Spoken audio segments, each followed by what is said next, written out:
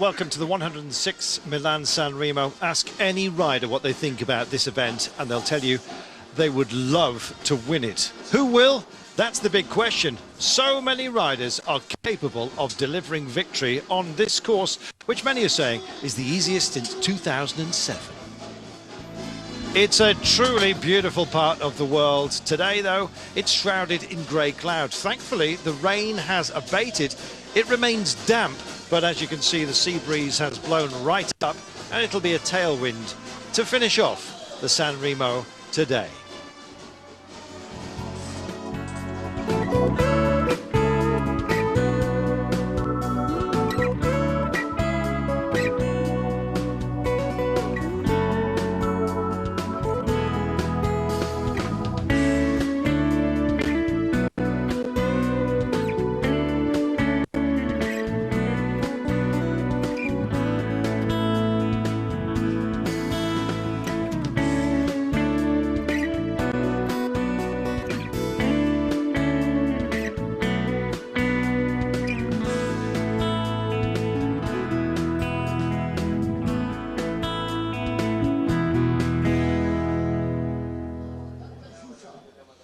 It is a return to a traditional finish for the Milan San Remo. We're on the Via Roma. Historically then, this is kind of back to where many of the riders believe it should be. Weather, cloudy. Chance of rain, reasonable. Humidity, as you can see, 67%. But look at that northeasterly wind. It bites at 29. Let's check out the course that they're dealing with today. All 293 kilometers of it. Named, starting in Milan and of course finishing in San Remo. Not the case for a number of other classics these days who almost seem like a misnomer. This one the riders know all about. They also know about the punishing terrain that they have to deal with. Some say it's a little bit easier. The Pompeiana and the Le Mani are gone, so a classic sprinters finish, but lots for the punchers to enjoy as well. And when we head over the last couple of climbs, boy oh boy, the Cipressa and the Poggio, the run to town is very, very quick upon them. Will there be chance for the pack to catch the breakaway riders?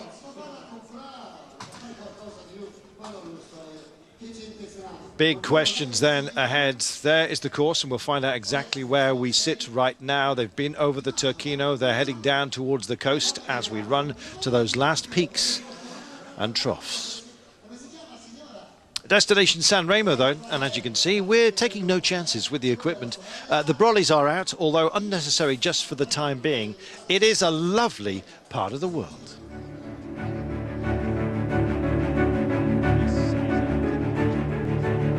A lot of riders on form, a lot of riders as well who've kind of been masking their form of late, and one of which starts out as one of the out-and-out favourites, Juan Jose Lobato of the Movistar team. He's been busy doing motor pacing just to get the cadence up and ready, and the first part of the day is always about just conserving something, keeping something in the bank, not reaching out and grabbing for it. That's exactly right, Carlton. You just want to save all of the energy that you possibly can for this final 50 kilometres, because by the time you get there, of course, you've already done 243. So any time you have to chase, make an effort in that first 250 Ks, it's going to show towards the end. So you want to just try and conserve all the energy and at least take it easy in this neutralised zone. We have seen riders crash in the past on the tram lines in Milan, but no fallers at the start today. In fact, there's only been one rider has retired so far from the race, Christophe Riblon from the French AG2R team. One non-starter as well, Martin Vachour for Team Novo Nordisk, one of the sponsors of this race. And finally, when we got the flag underway, it wasn't long, of course, before you had some of the hopefuls, and you'd have to be very hopeful to be out there all day in a break. One did form, though, and Andrea Perron from Team Novo Nordisk was one of those that made it into the break. I believe it's 11 riders. We'll get to that in a moment's time. Marc Cialinghi from Team Lotto Jumbo in their yellow and black.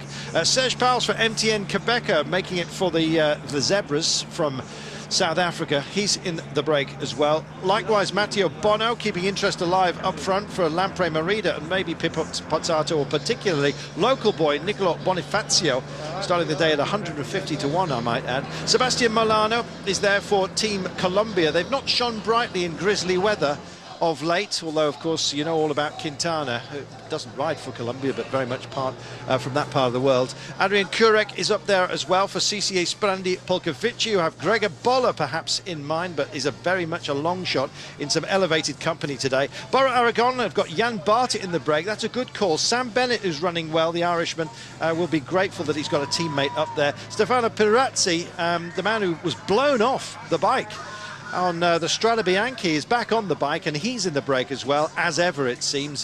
He loves a breakaway chance, and of course he's turned it into victory on a stage of the Vuelta in the past. Frapporti and Del Antonio from Antroni Giocattoli make it a brace of riders from Gianni Savio's team, and Julien Berard from AG Tour Le Mondial. That's your breakaway. Their maximum was around about 7 3/4 minutes. It's been pared back as the pace has been high, and today of course they are now at the as we will join them, they're at the lower part of today's course, having gone over the Turquino a little while ago. Of BMC, a team that's enjoyed quite a good top to the season, I think it's fair to say. Yeah, they've had a good couple of years actually. Remember back in 2013, there were a few critics of the BMC squad, a team with a lot of money, a team which took some big name riders on big contracts and multiple seasons who didn't perhaps perform as well as they had done before they got those contracts, but they've really kind of turned things around about 18 months ago. Once Alan Piper, the Australian manager, came over from Garmin and took over the management role at BMC, they've really got their act together. Everything's been going reasonably well for them, and as you said, they've had a great start to the season. Cadel Evans finishing on the podium on his last World Tour race, the Tour Down Under, and actually teammate Rowan Dennis winning that race, winning a stage along the way, and then taking the world hour record. Guys to watch here for that team, as you've said, Carlton, Greg Van Avermaet, who won a stage of Tirreno Adriatico in front of Peter Sagan, and of course Philippe Gilbert, a man we don't talk about quite so much these days as we would have done 3 or 4 years ago, but again another guy who can't be counted out. If he's on good form up the Cipressa and Poggio, we could certainly see him going on the attack. Philippe Gilbert avowing that this is his top target for the season. So full stop for Philippe Gilbert in terms of ambition with this race. I'm sure there'll be others as well for him to shine in, but he really is making this a big target. So expect an attack off the Poggio. Let's briefly just talk about what they have to deal with in terms of terrain, Dan. At the moment, we're very much on the coastal reaches in this part of the world. The road will kick up, not quite as dramatically as it has in the past, but we're about to start this rather unkind series of lumps and bumps. That's the only way I can really describe it. The capos, so the little capes that dot the side of the coast, the sort of place you might pull up and just enjoy the view. These guys are going to be sailing past them. Capo Meli comes with 57 kilometres to go, so in about 30 k's time, reasonably flat until that point. And then in very quick succession, the Capo Cervo, the Capo Berta, before we have that 16-kilometre hiatus ahead of the Cipressa and of course the Poggio. It does get very lumpy all of a sudden, doesn't it? Yeah, they're not huge climbs by any means. You only have to take a quick look at the profile on the Gazzetta website to see that they don't really go up too much into the sky. The Cipressa goes up to 239 metres from just above sea level. So taken on their own, they're reasonably easy. The percentage gradient's not ridiculous either. It's about 5%, I think, for the Cipressa, perhaps slightly less actually. But that means that they're incredibly fast. I think some of the record speeds from raced in the slightly more dubious era of the 90s were something like 36 k's per hour average up the climb of the Cipressa and the Poggio, which quite frankly was ridiculous, but even nowadays they do go up there very, very fast indeed. I think the record actually on Strava for the Poggio is from a guy called Nicolo Bonifacio, who's racing here with Lamprey. Now, he didn't set that time in a race. He's never done this race before. He lives locally and he's beaten some of the riders in terms of time up there who have done this race and have uploaded their GPS files to Strava. So that's an interesting one. He took a win recently. I think it was in Grand Prix Lugano, a reasonably hilly classic one-day race. And he's another guy to possibly watch out for, but it does seem like he's going to have to work for the two team leaders. Number one, Pipo Pozzato, who won this race many years ago. And secondly, Chimolai, who won a stage of Paris-Nice very recently, as another guy on some great form. They've also got Rui Costa, of course, within that team. Pozzato winning in 2006, and it was a lone victory then Can't see that happening this time by, although the likes of Cancellara, of course, and Chabanel and Philippe Gilbert will be hoping that they can basically prove that to be wrong.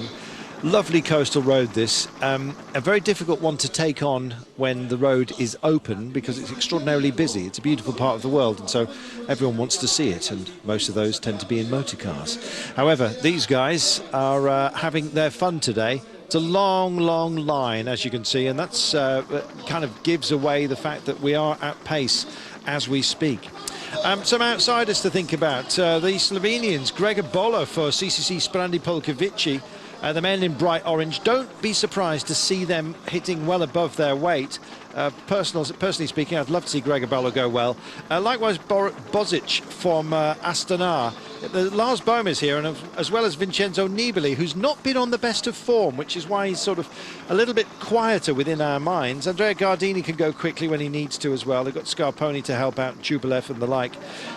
So as you can tell by how we've been talking, there are a lot of favourites here. We haven't spoken about Peter Sagan. Now, a couple of years ago, that would be a man that would have tripped off our lips first.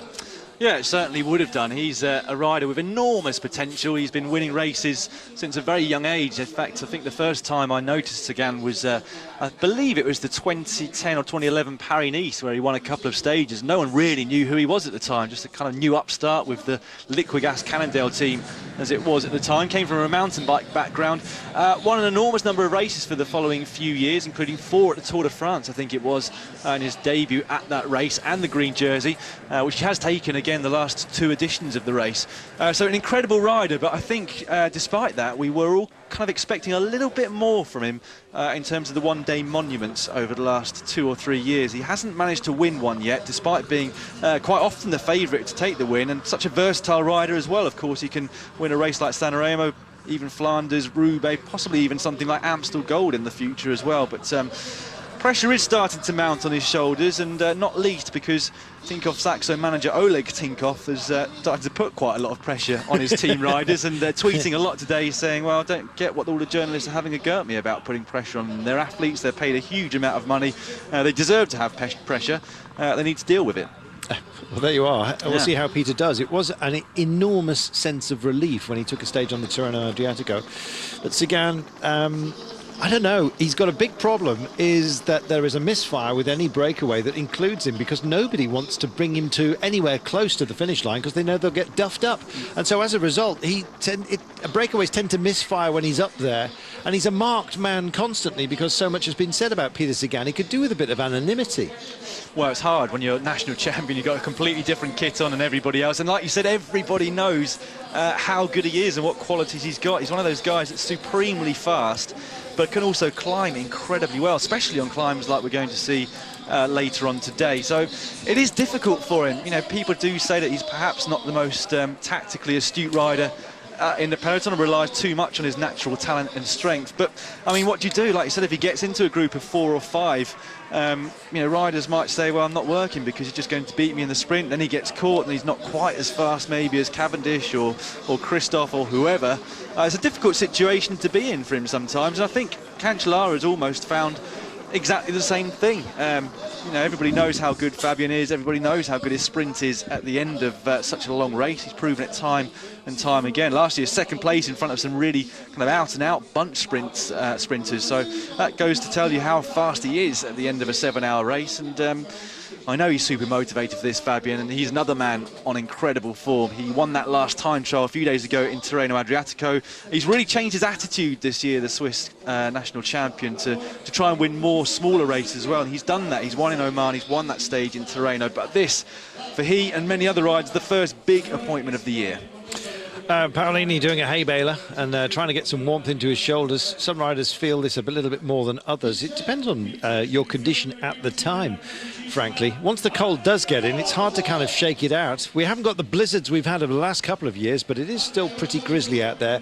The riders are approaching the coast, and well, they're on the coast, and so they have found the drier area right now. Although you can see some spits and spats on the camera, not a lot falling, and in fact none at the finish line area in San Remo, so they're heading out from underneath the cloud, and it is brightening, and it looks to me like the wind has dropped because we haven't got the white horses that we've been seeing on the waves out to sea as we look out, but you never know. Just dipping in here with BMC.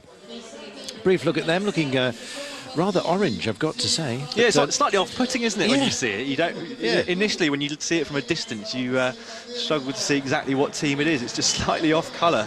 Yeah, from the rest I of was their crediting kit. him as being Polkovici. Yeah, I was like, what's Cattell doing back? 82.7 kilometres to go. We have a breakaway. They have been up the road, well, more or less from the beginning. It's 11 brave souls who've decided to impose themselves on the race. Julien Berard from AG Tour La Mondiale, 2 from Androni Giocattoli, Estelle Antoni and Fraporte. We've got Pirazzi, as ever, from Bardiani. Jan Barta as well from Bora Aragon. We have Kurek from CCC Spanley Polkovici. We have Molano from Colombia, the 20-year-old. He's quite a prospect, actually. More on him in a minute. Matteo Bono from Lampre Merida. Serge Pauls from MTN Quebeca. Chilinghi from Lotto Jumbo. And Perron from Novo Nordisk.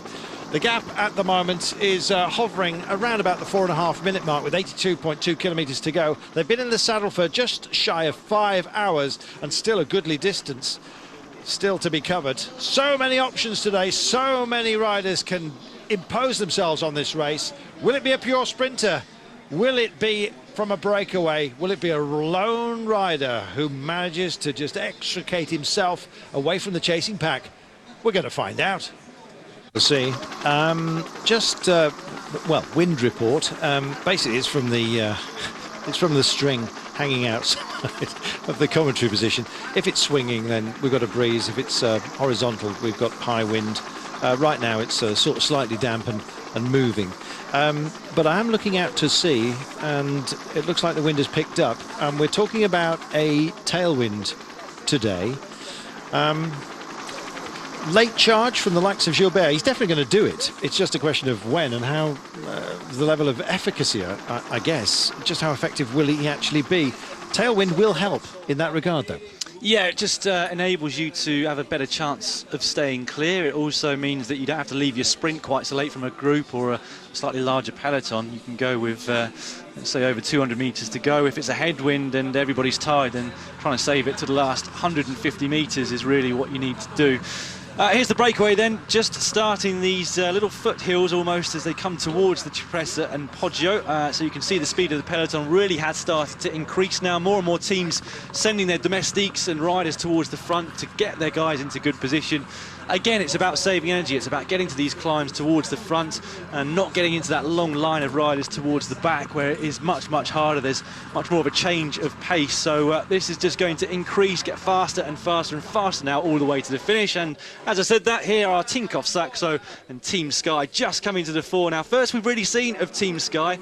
I understand that they're putting all of their eggs into the Ben Swift baskets for today's race. Third here last year. They've got Geraint Thomas, they've got Ian Stannard. It's a quality lineup for the men in black and blue there on the right-hand side. I was just about to say that Peter Sagan is not a man who is afraid to burn his teammates. He'll call for action early. That's precisely what he's got right now. It will be part of their battle plan. He doesn't like, frankly, functioning within a train. He'd much rather be in a punch-up situation and hop on and off other people's lead-ins. He doesn't want the confusion of having teammates around him, quite frankly, and he's not afraid to burn them early, and that's precisely what he's doing at the moment. Tinkoff Saxo have been called by Peter Sagan to get on with it. With 51.9 kilometres to go, the gap now is 2 minutes and 45.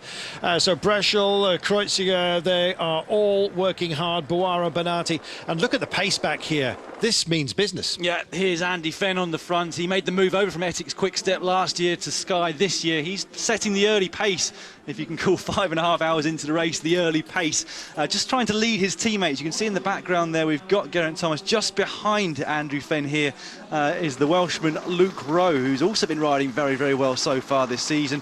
But yeah, of course, it's positioning at this point in time, but Tinkoff Saxo are another team with Sagan who would like to make this race as hard as possible for the other sprinters because he's probably the best climber out of all of them.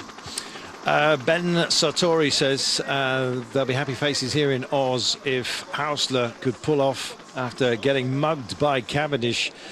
in the past. Well, it would be something. Runner-up in 2009, Henrik Hausler. But Sylvain Chavanel is possibly their man for the late push. But don't count Hausler out. He's not done yet. No, he's been going very well this season. Of course, he beat some very good riders at the Australian National Championships. Not least, should I say, Caleb Ewan.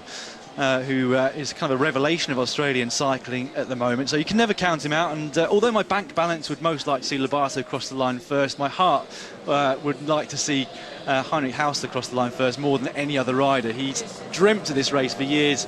He came so close back in 2009, really just a tyres whip. He thought he'd won it. It was heartbreaking for him at the time, and time's running out for him, I guess, but that would be incredible. Oh, there's been a slight crash in the... That's why you want to be at the front of the peloton. Good call, but by the teams that have gone up front. Quick bike change for one of the Katusha riders. Couldn't quite get an ID on it, but just a bit of a ragtag involved with, as all the camera bikes also back up. Not really a point where you'd expect a pinch and an incident to happen, but any kind of compression. When you get this pace change down and any alteration in the road, quite often those at the back do just find themselves in trouble. Well, these are exactly the moments that I was talking about in terms of saving energy. That's just being towards the front means that you're out of this possible danger most of the time of crashes further down. Just look to the left-hand side of your screens right now. You can see the Katusha rider just went slightly too far to the left and clipped something on the barrier there. Not sure exactly what happened, but all of those guys that have slowed down just behind the crash, they've got to use that little bit of extra energy to get back to the peloton and then try and move up. And it might not seem like much, but it all adds up over the course of a 7-hour race, and it's exactly what you don't want. Well, it's good morning coffee for who's here over in the United States. Meanwhile, it's hot tea and honey elsewhere. A lot of you filling us in on your... how you're keeping awake, or indeed waking up. Cycling Direct says tailwind. We're back to talking about Mark Cavendish. Cav will be there. It's just how effective he will be. Oh, well, has anyone recorded that out then? Let's get it on a loop if he's not. Yeah, well, I say these things to get beaten up with them later on. 48.7, 2 minutes and 11. This has really fallen down. They've trimmed out, what, 30 seconds and more. That clock really continues to count down as the transponders pick up the deficit, and the charge is on down.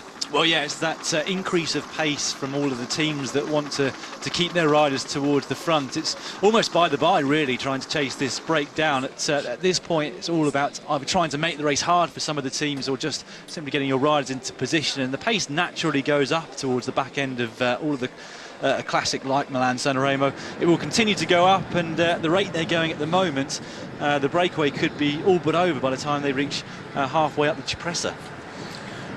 48 kilometres or so to go. 2 minutes and 13 is the gap, and you can see from the pace of the chasers that they're just about fed up with the breakaway. It really doesn't serve, it seems, some of the punchers today when it comes to this kind of terrain and indeed weather. It is drying. We've got now sunshine, proper sunshine at the finish line. Still a little bit damp conditions out there, but no falling rain. A lot of riders disrobing, some dismounting as they got a little bit of a bump in one of the tunnels that dot the roads here. We're on the little caps. We've just been past the Cervo. Next up is the Capo Berta in about 2 kilometres time. That'll be the last of those caps before we start to get to proper peaks. After the Berta, we have the Cipressa 16 kilometres later. It's really coming to the business end of the day, and the teams that are motivated to have somebody with an option, and there's so many out there, are starting to muster themselves. As you can see, it's trimmed down. It was 2 minutes and 8. It looks like there's been a little bit of easement. It may well be that teams are just waiting for their firepower to get back on after that little bump that we saw on one of those underpasses a few moments ago. Wow, it's not long now, Dan, before we really start to get to the fighting side, and we have got lovely sunshine. It looks like the surfboards. I think some of you guys down in Oz are probably looking at that and thinking, where are your waves, mate? Yeah, you've kind of belly buoyed it in, really. There's nothing more to do in this part of the world, especially on the Mediterranean. They don't really get curlers. Cipressa. We're going to hit the Cipressa with 27 to go. We're 20 out from that at the moment, but there's so much positioning going on, it's going to get lively. Tell us about this climb. It maxes out at 9%. Yeah, it's pretty steady for the majority of it. The average gradient of the Cipressa is 4.1% in all for the 5.5 kilometres. I said a maximum gradient of 9%, but doesn't really go on particularly long, that segment of the climb. And it does just tail off the gradient towards the top. That last K, or K and a half almost, is only an average of just over 2%. So, as I said, it still will be very, very fast up that climb, as it is every year, and particularly because it's going to be predominantly a headwind. They do twist and turn up both the Cipressa and the Poggio, but for the most part they will have the wind in a positive direction for them. Poggio slightly shorter in length. It's 3.7 Ks, 3.71 to be exact. Maximum gradient there is 8%, average slightly less, 3.7%. For that just under 4 kilometres. So, as I said, not huge tests, but tests nonetheless for the sprinters, like we see on our screen now. Andre Greipel, they're the German champion, up there towards the front. We've got the world champion, we've got multiple national champions splattered about the front of this peloton. It's going to be a huge fight, and there's another Australian there for you in second place right now. The Grand Tour man himself, Adam Hansen, with a slight hunchback. I can only presume that he's got plenty of clothing from his teammates stuffed up his jersey at the back there. I think he's got some warm tea and a camelback. Good lad. 46.6 kilometres. It's just over 2 minutes now, 2 minutes and 5 seconds. And Andre Greipel, last year he made a very late decision to come here because they took away the two climbs which stay absent, the Pompiana and Le Mani. It was a landslide due to heavy weather that damaged the road. Not back yet, and this might be a last chance for sprinters. And I think Andre Greipel has got a great interest in this. His odds were about 40 to 1. With the breakaway starting to suffer, and others too. Yeah, Edvald Boasson-Hagen. I'm not sure if it's suffering or just being held up very slightly. It looks to me by a small instant. But you can see riders are starting to go out the back now, having done their work. Steen Vandenberg from Ethics Quickstep. Yeah, just another slowing. And again, just to repeat myself one more time, it's why it is so important to be towards the front. I think that's Matt Goss, is it, as well? Or maybe it was Sparagli. Didn't get a close look at the number, but quite similar styles of rider in terms of their build. Oh, my chair was... Can't even rely on the beard these days. So many have them out there. Paolini might well be a late roll of the dice for some. Dan Lloyd's had problems with chairs of late. In fact, you may, well, maybe you didn't remember, but during the Tirreno Adriatico, Dan actually did collapse. It was nothing to do with his alcohol intake. I've got to tell you, he left that till later. Chair gave way. 38.9, minute and 14 then. Time to chug on, and it's Bono, the bearded Bono, newly bearded, just like Dan Lloyd actually, who's going for this, and our breakaway has thinned out big time, minute and 11. Peter Sagan's team, Tinkoff Saxo, have been matched out front. It's he that called for pace and received it.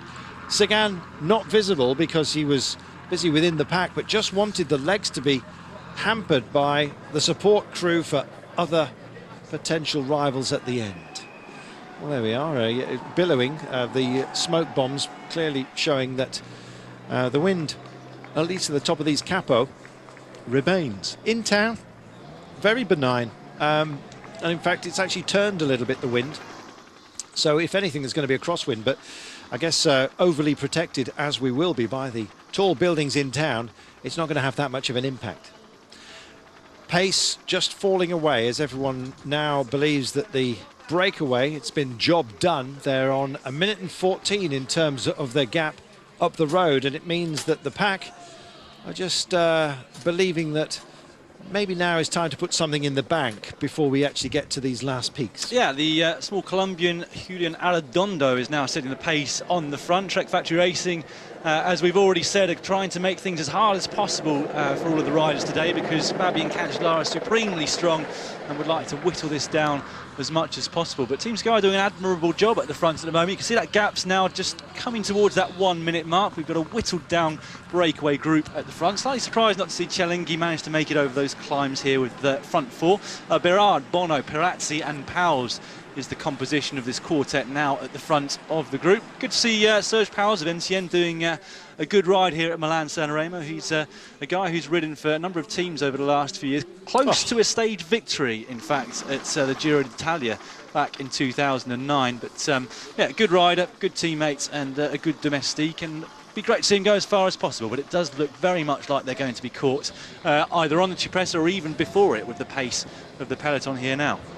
Last thing you need, quite frankly, is to sail by a demonstration of engaged distress flares.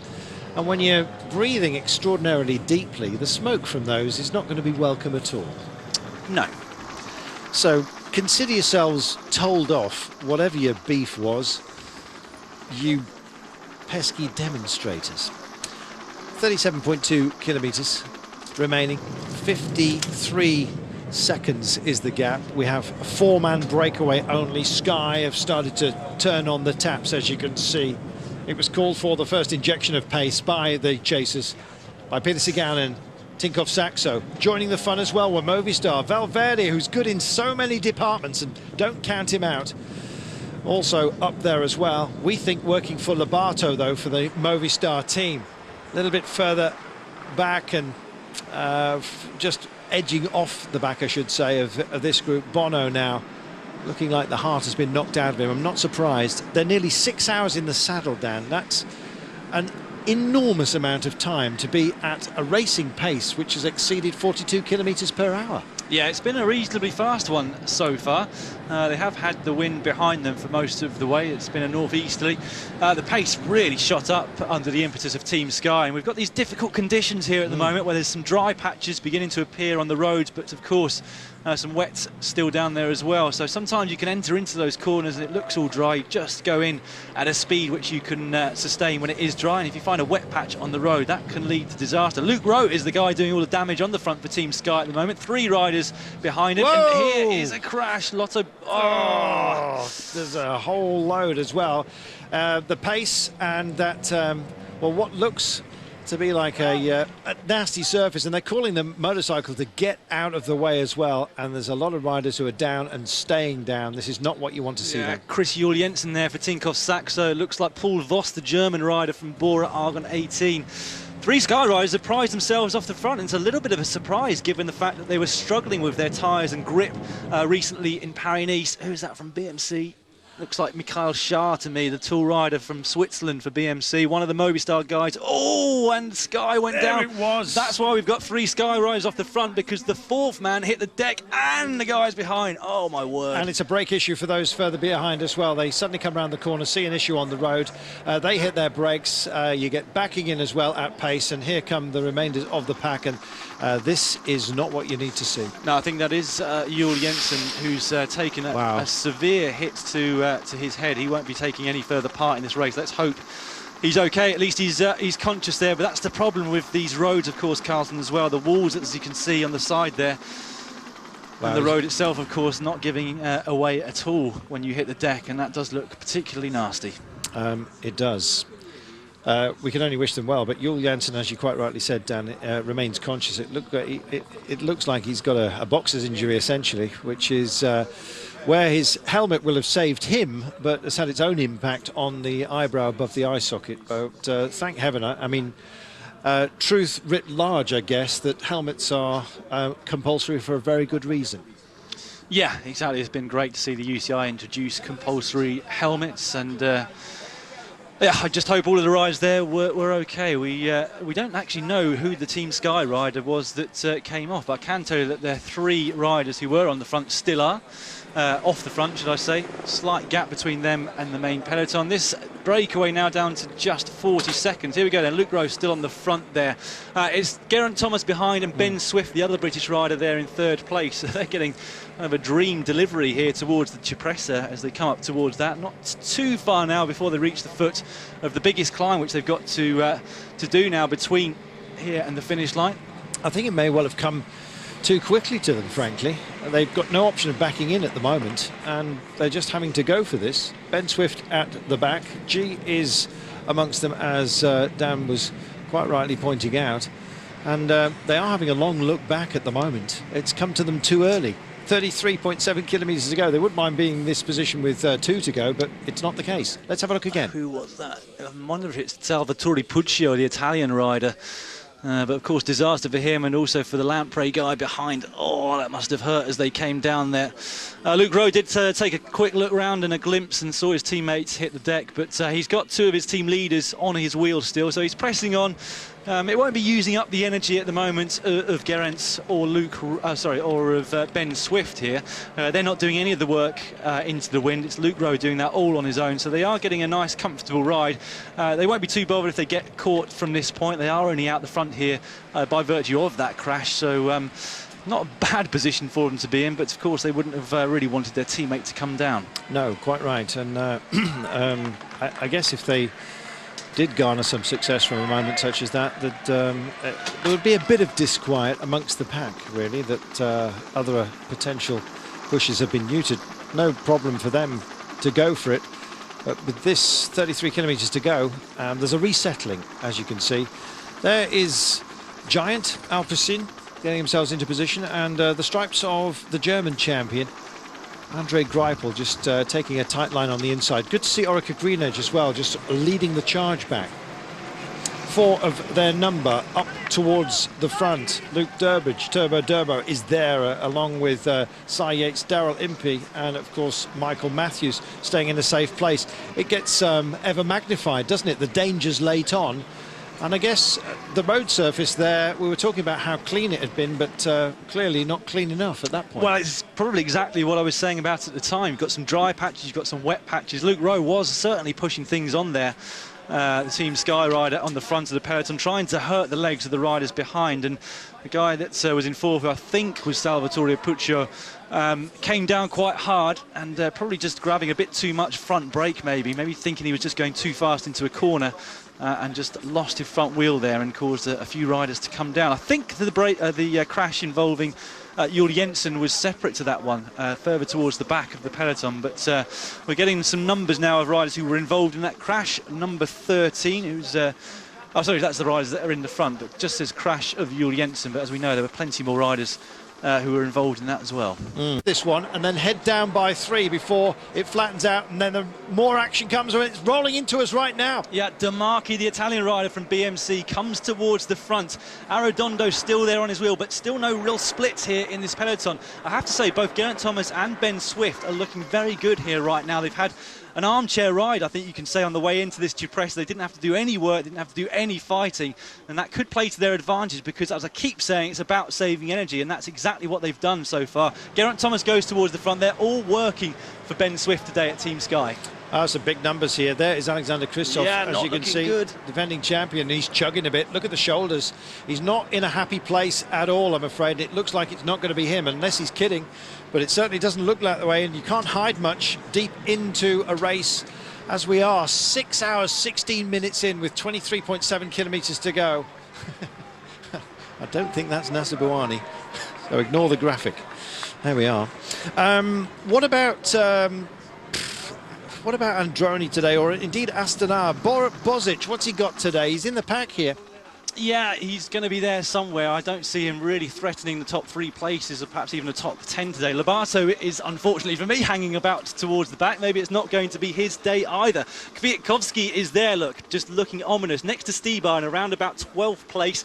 Cannondale Garmin, who we haven't really mentioned much at all so far today, have also got a man up there. I think that could be the Australian Nathan Haas up there just in front of the BMC rider. So they've got their cards to play as well. They've got Navadauskas here. They've got former Dutch champion Langeveld as well, who I think is still in this peloton. Orica Greenedge well positioned with Michael Matthews in what looks to be a very, very good position.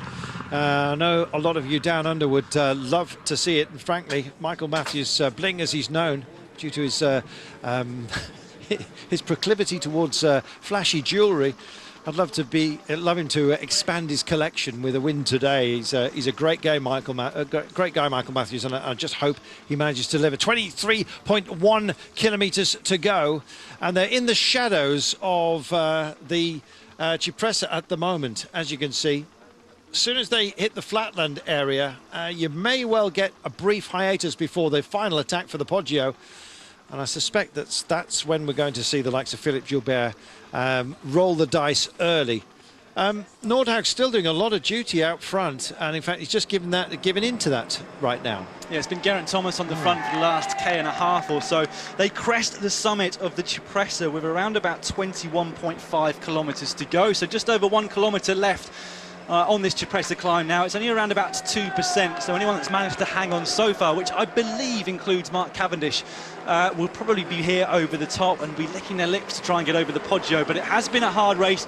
The pace has been reasonably high over here on the Cipressa. And Edvald Bosenhagen there, one of your tips there, Carlton, in 4th place, despite the problems that he had on the lead into the Cipressa. Yeah, Eddie Voss seems to have recovered himself. It is his #1 target. Sagan just takes a very late bottle with 22.4 kilometres to go. Buluzic and Lobato here in the back of the group. Doesn't look like it's going to be their day today. Afraid not. There we are. It's one thing to be doing motor pacing away from competition, but competition is where you really find your legs and earn your medals, I guess. And I think that Lobato is in a sad place. He did 285 kilometres of moto training instead of going to the Tirreno Adriatico, averaging 43.8 kilometres per hour for those 285. I think he was trying to put some cadence in his legs, get some memory muscle. Well, it looks like they've forgotten what they'd learnt. 22 kilometres to go, and the sea within sight, and indeed they'll start to think about the finish. They're on the descent right now. It lasts for 3 kilometres, and then it's 9k of virtual flat. In fact, they're on it right now before we kick up again. There is Mark Cavendish then. He is still in this group. Can he hang on over the top of the Poggio as well and take a second victory here at Milan San Remo? He's not looking like he's extremely sprightly at the moment, but that's normal for Mark Cavendish. He's never been the best climber in the world, of course. He just has to hang on, and it's what he does very well, is hanging on the climb. He's doing exactly that now. We've seen Daniel Oss on the front. Callum Delgamy now coming over with Nathan Haas.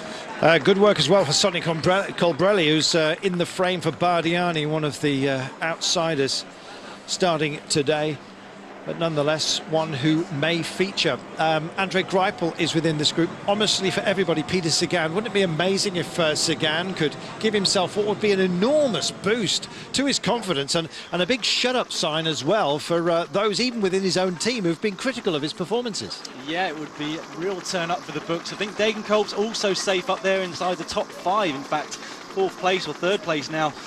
John Degenkolb coming up here towards the front, so he's another rider who's looking very good. Christoph, to me, certainly didn't look very good. He was not comfortable at all going up the Cipressa a few moments ago. 20.8 to go.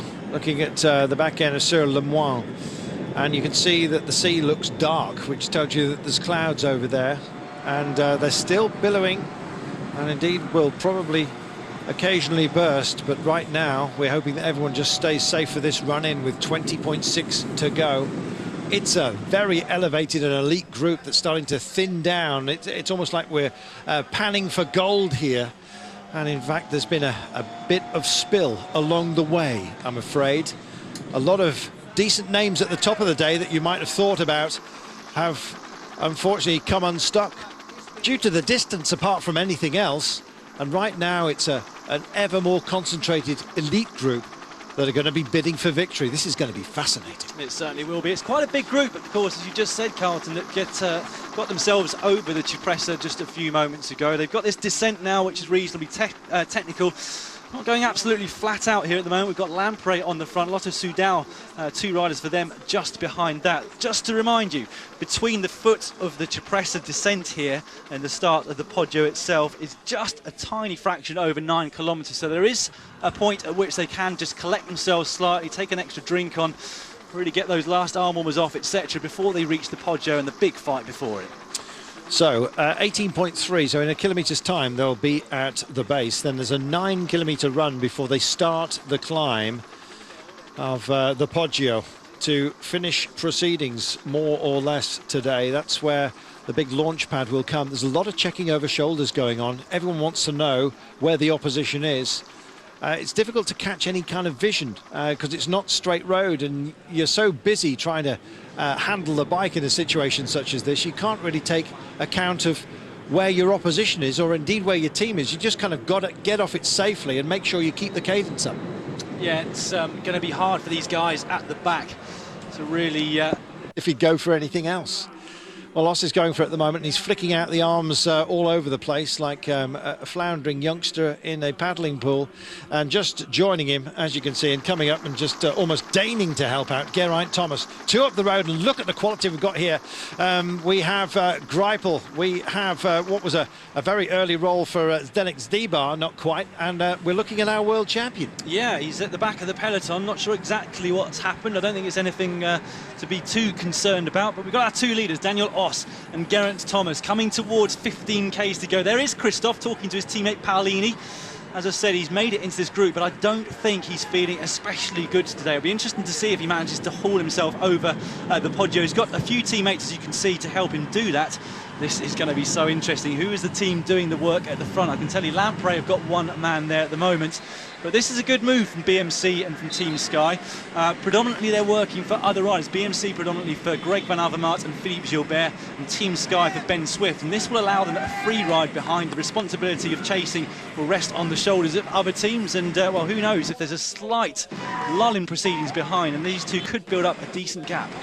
Luca Paolini in conversation with Alexander Christoph, as you saw, and there was a big stroke of the beard like a sage of old, contemplating what the bad news is to mean. Well, there's no runes to cast here, but there'll be some big names who have got a very, very big interest, and I suggest that Andre Greipel is looking very good indeed. He's bouncing on the pedals right now and staying where he needs to. He's almost looks like a one-man band. He hasn't got a great deal of backup out there. I think he might well just have to do it all on his lonesome. He just comes alongside Alejandro Valverde, who's also very much involved for Movistar, a man who could never be discounted. I guess he's got free rein now that Lobato is clearly giving himself grade F on this day. Only 20 seconds now, but 20 seconds to some capable riders up front. Some teams are going to have to start considering this as serious. Well, these are 2 very, very strong rouleurs when it comes to flat roads, so they'll be going extremely quickly despite the hours that they've got in their legs, coming up to 6.5 since kilometre 0 for all of the guys in this race at the moment. I have to say, Carlton, I saw BMC lining up towards the front of the peloton just a few moments ago. Greg Van Avermaet with 2 teammates still for support there, but I didn't actually see Gilbert. That could be him. I think that's Dillier still on the bottom right-hand side of your screens. I haven't seen Gilbert just at this point in time. Well, we said there was some big scalps today. Unfortunately, a lot of them have actually been left on the roadside. Almost literally, I'm afraid, for Jules Jensen, who got himself a nasty head injury, and we wish him the very best. He's out of the race. There he is, Philippe Gilbert. He's just making his way up to the back end of the BMC trio there. Still just 1 rider on the front, so that's why the gap's continuing to grow. It was 19 seconds. They've got another 5 in the last kilometre or so. They're going to need quite a bit, of course, to if they want to try and get over the Poggio in front, but it can just play into the hands of the likes of Oss and Geraint Thomas. If a small group prides itself off and they manage to hold on to them, then well, they're going to have some representation, both of those teams, at the front of the race at a crucial point. Pozzato's up here for Lampre Merida. Goodness me. I guess if you are considering strategy, one which is reasonably well announced is that Philippe Gilbert will be going for it off the Poggio. He's got no other option than to go early. No, there's going to be plenty of riders faster than Philippe Gilbert if it comes down to a sprint. Unless it's a small group, of course. He has got a decent turn of speed, but he's not going to be matching the likes of Mark Cavendish and Christoph if they manage to get over the Poggio. But just a few kilometres to go now. Let's just remind you, 9.5 Ks. 30 seconds. Is where they'll take this right-hand turn into the Poggio. So they've got 3 Ks to go. And as you've said, Carlton, 30 seconds, it seems like a decent gap. But when you've put this effort in on the flat between these 2 climbs, you're so far into the race. Once they start attacking behind, that gap will come down pretty quickly. 29 seconds, they're suddenly getting motivated behind them, and they've got to. The thing is, teams have been diminished in terms of firepower. BMC have still got a quartet of riders, and I think it may well be a quintet. There could be 5 of them there. We've certainly seen 4 on the front. I think there's a spare man in the pack as well. And suddenly, the alarm bells are starting to rage, and Katusha are the first to respond. Who else has got to pick this one up? Trek Factory Racing are here. 30 seconds, it's back out to that. It's constantly expanding and compressing. And with 2 quality riders of Daniel Oss and Geraint Thomas up front, No wonder they're responding like this. We've got an incredible number of riders actually in this group, Carlton, of BMC. They've got 5 here at least. From what I've counted so far, and of course Daniel Oss up the road. Still just one rider, or at least it was just one rider. We've now got Ethics Quickstep. I thought, no, Trek Factory Racing with Arredondo now on the front, aiding the chase. Peter Sagan is in the mix and happy to be so. I guess he would be. It's been a race that has found out so many big names, and in fact already today. Likewise. So, on policing duties, what's Fabian Cancellara got today? Well, I have to say, I haven't actually spotted him in the peloton, but that's not unusual for Fabian Cancellara. He's probably the most clever rider when it comes to positioning himself in races such as this. And if you don't see somebody, it means they've been hiding very well indeed. And the fact that Trek Factory Racing are on the front, to me, says that he's definitely still in this peloton, even though I haven't had an actual sighting of him. Well, they've got Nizzolo as an alternative, should things not go their way. Arredondo was on softening up duties, the little Colombian, earlier on. And here is the main group of contenders. Good to see Edvald Bosenhagen in a decent position, and he's got backup as well, which is good. Andre Greipel now has a man with him, and he'll be pleased for that. And I'm pleased for Andre Greipel, quite frankly, because it's Tim Wellens, one of his very, very worthy lead-out men, who's pretty handy in his own right. So Greipel's got company, and that'll settle the nerves a bit. Yeah, they're leading him into the foot of the Poggio, into a good position. Fabian Cancellara have just spotted. He's towards the top of your screen, just next to the Italian champion, Vincenzo Nibali. Astana massing on the right-hand side of the bunt.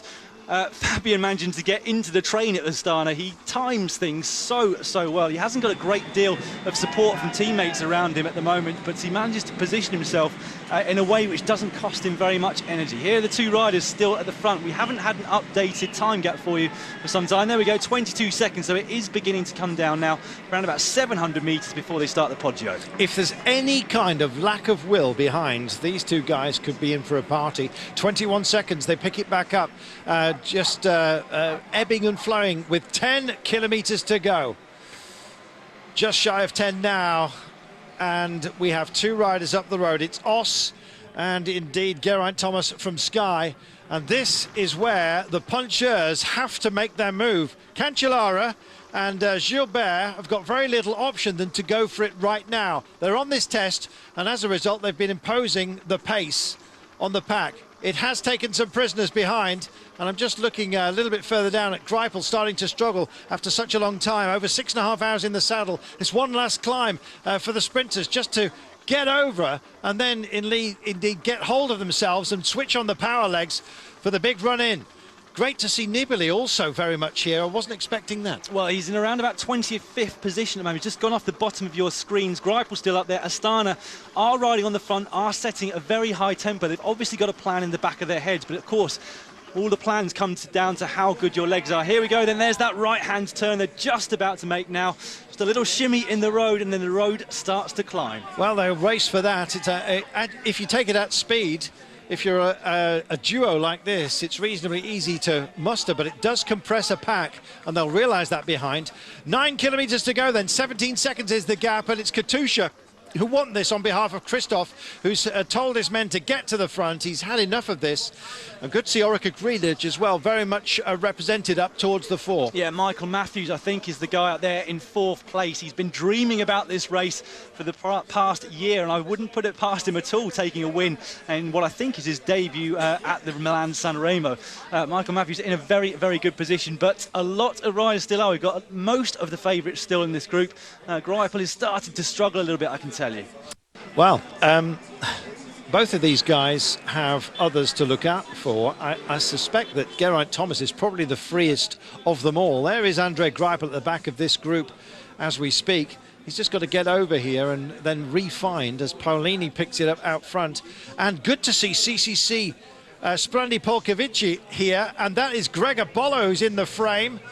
That would be an enormous result for the Slovenian. We mentioned them at the top of the programme. Good to see the men in bright orange at the fore. Yeah, I think that's him in 2nd place. He's also got out of the CCC riders in orange, shall I say. Greipel's just struggling. I think he's going to possibly not get over this Poggio with the front guys as soon as the attacks begin. How many amazing attacks have we seen over the Poggio over the years? It's just a matter of time, surely, before we see one of the big name riders make their move here on the front. Paolini is still on the front of the main peloton. He's just pacing Alexander Kristoff, last year's winner, and trying to keep the pace steady. But the other guys, the attackers like Fabian Cancellara, like Vincenzo Nibali, have got to go soon. So, almost heartbreak for the breakaway. You probably heard me me just exclaim as I look back, waiting around the headland for the pack to appear. And here they are, being led on at the moment by Katusha.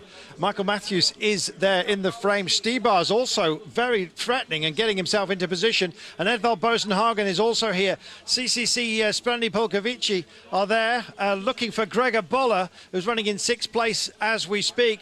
Well, I don't think Fabian Cancellara is going to have his fun right now, because the chase down has been purposeful, courtesy of the fact that Oss and Geraint Thomas have been so strong on the attack here, and they're holding 9 seconds. Oh, Greipel's just starting to get disengaged. He can make it up on the descent, but then he's got to shake his legs back in. Don't forget, he cramped up last year at the very last and just couldn't inject it. Has he been found out yet again? It's always been a problem. Distance for Greipel, and 293 kilometres is a heck of a distance on the switchbacks. They get sight of the hares. Here come the hounds. Well, I can tell you that sitting ominously in around about 10th place is a man we haven't talked much about at all in this race, and that is Alejandro Valverde. Geraint Thomas gets rid of the BMC rider Daniel Oss, but that could mean disaster for Geraint Thomas, because, of course, BMC, as I said before, have got multiple riders behind, and they will now start chasing and setting things up for their team leaders, Greg Van Avermaet and Philippe Gilbert. He's heading for the crest, but he almost binned it into the barbecue area of that little villa.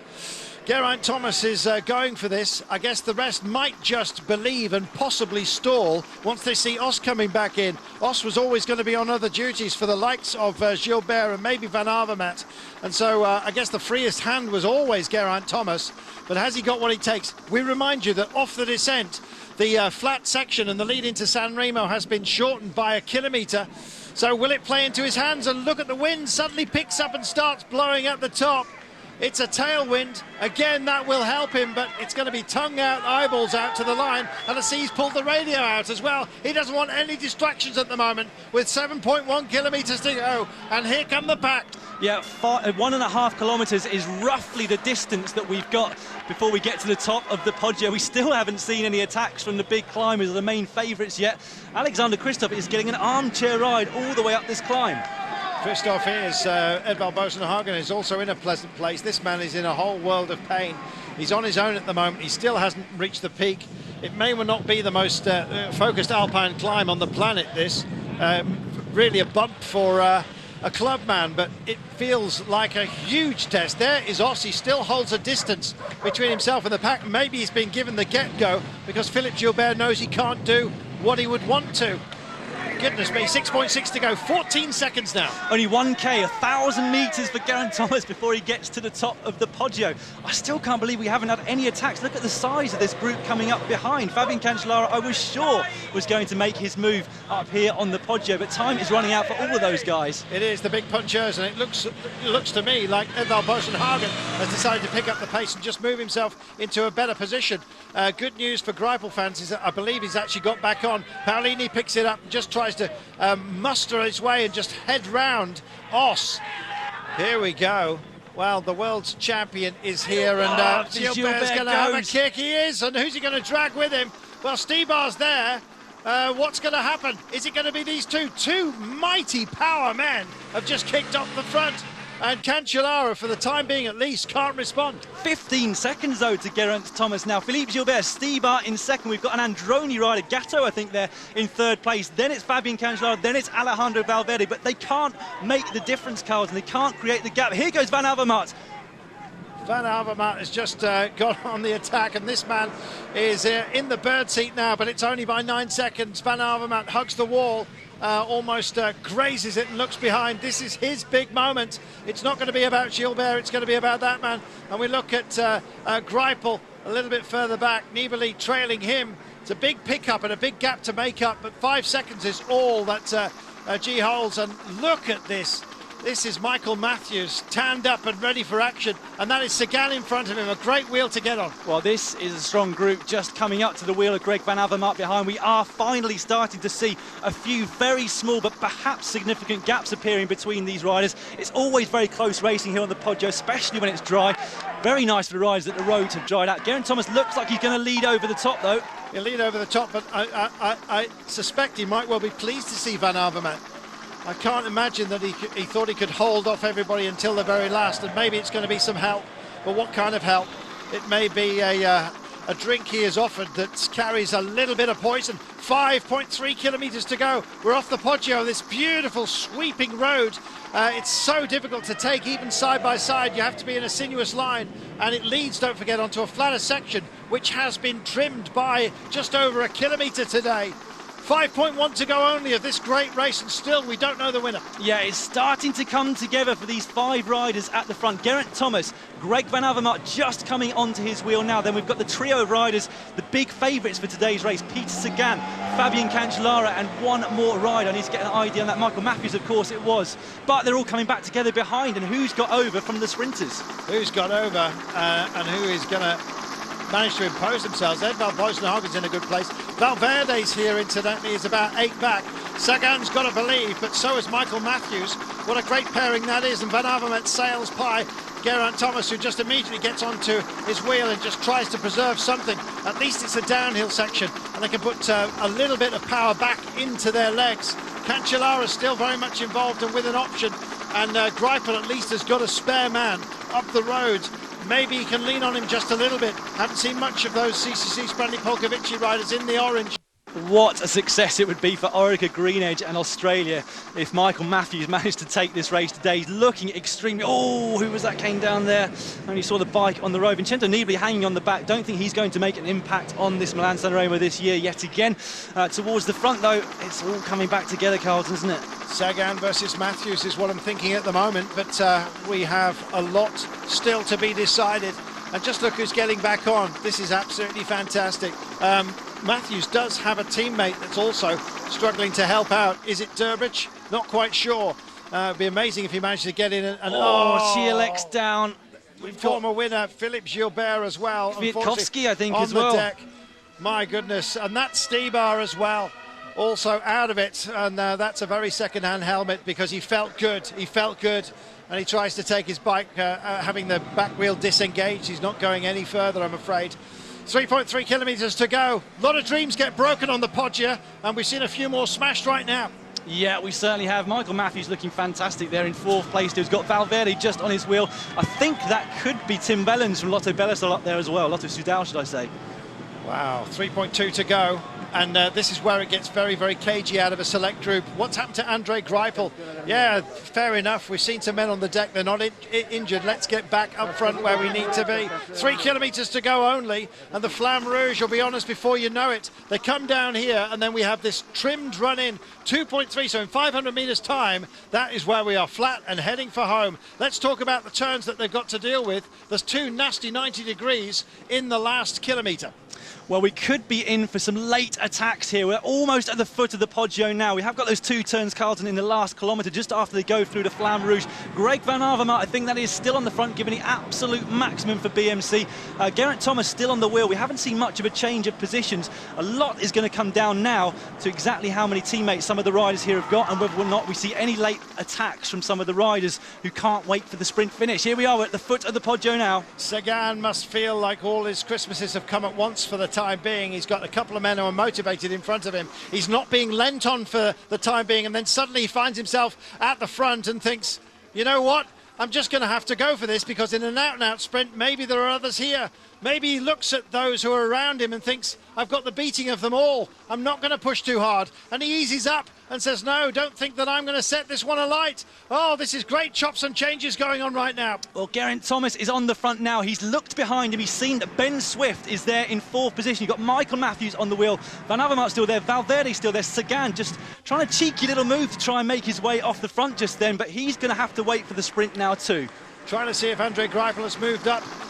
Still searching, our eyes dancing all over the place. Oh, goodness me. And we've got, I believe, Christoph also very much involved. 1.3 to go. They still don't want to reach out. We're heading for the Flamme Rouge. Don't forget, there's 2 big turns still to come. Edvald Boasson-Hagen is still in this group, Carls, and there he is on the left-hand side of your screens. I think the only representation now for MTN Quebec. We've got Kreutzger, I believe, coming towards the front. He'll do a turn as well and try and keep this all together for Peter Sagan. 1 kilometre to go. Under the Flamme Rouge, and then these 2 turns, one at 8.50, one at 7.50. And the nasty one, it will approach before you know it. They've gone over to the other side of the road. I'm just having a look. Is that Lars Bohm who's here? Not quite sure for Astana for the time being. 700 metres. They've made that double turn. The camera can't quite keep up. Everything's blowing up all at once. Big turn they make. They're heading for the final line, and it is Katusha right now. Oh, and Degenkolb's involved, and he just has a little bit of a shoulder war going on. Still we wait. We want a heads-up shot as quickly as we possibly can. Here we are. Christoph in 2nd place. Michael Matthews there in 4th. We've also got, I think, Tim Wellens up there with a teammate on his wheel. Is that Chris Bookman? He's a good sprinter. Degenkolb's there. Sagan further down. Nasser Bouhanni is here from Cofidis. All of a sudden, Bouhanni, the prize fighter, but what's Matthews got? Can he stick one on them? The Orica Green Edge man has a look. He stays by the barriers. He's going to have to come out and play his hand. He's boxed in at the moment by Degenkolb, and they're going for the line. Matthews is not going to make it there, I'm afraid. Oh, what a superb John run that Degenkolb was. John wins Degenkolb, Remo. he nails it. We haven't seen anything of him all day, and the man with the smallest moustache has the biggest smile on the planet. Degenkolb brings it in. What about that? What about that? Wow. There's nothing to laugh about for those behind, I can tell you. John Degenkolb is our winner. And he came from out of the fog, essentially, on a clear day and delivered. Check this out. Degenkolb in about 8th place right now, and he starts to wind it up. In fact, he almost boxed in Matthews when he thought about going. Look at the Green Edge man. He's over towards the barriers, thinks I'll switch the inside. Can't do so. Degenkolb had shared shoulders earlier on. Degenkolb picks up the drive. Matthews is locked out, has a look over, can't deliver. But Degenkolb can, and he's being drafted out there. Christoph in a fantastic position, racing for the line, but Degenkolb timing his run. Sagan playing catch-up. Matthews moving to try and find some space, but Degenkolb hits it and denies Christoph at the line, with Matthews and Sagan also involved. Great names, great racing, great champion. Yes, producing another chapter of this fabulous, fabulous event. Average race speed, 43.272 kilometers per hour. You try and doing that over such a long distance. Amazing.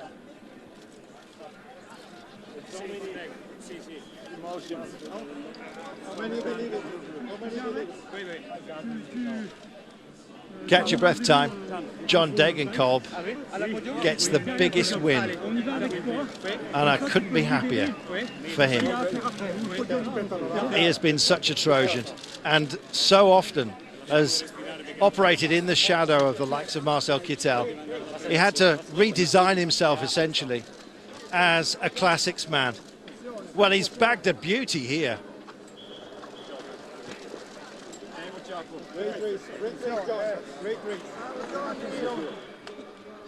Fantastic race. Degenkolb takes it ahead of Christoph, Michael Matthews, Peter Sagan, Bonifacio, Nasser Bouhanni, Cancellara, Kimolai, Galopin, Boasson-Hagen. It's a great top 10, but what a great winner we've got. Dan Lloyd just skipping downstairs. He's going to have a word with our winner. Plenty of broken hearts out there, but some sterling performances nonetheless. But John Degenkolb proving it's not just about being an out-and-out sprinter, even within his own team. And I suspect that when he finds himself alongside Kittel later on this season, sharing a sharing a beer or two, he's got a few more bragging rights right now, courtesy of this.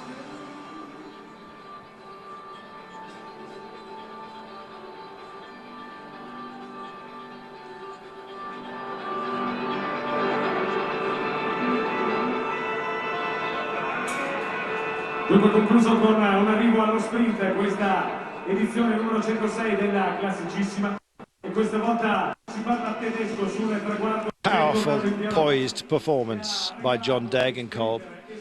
And again, from the heads up, you can see it was rough out there. It was always going to be. One man, though, had fought his way to the front. Few bumps and bruises along the way. All's fair in love and sprinting, they say. And Degenkolb gets what he was after.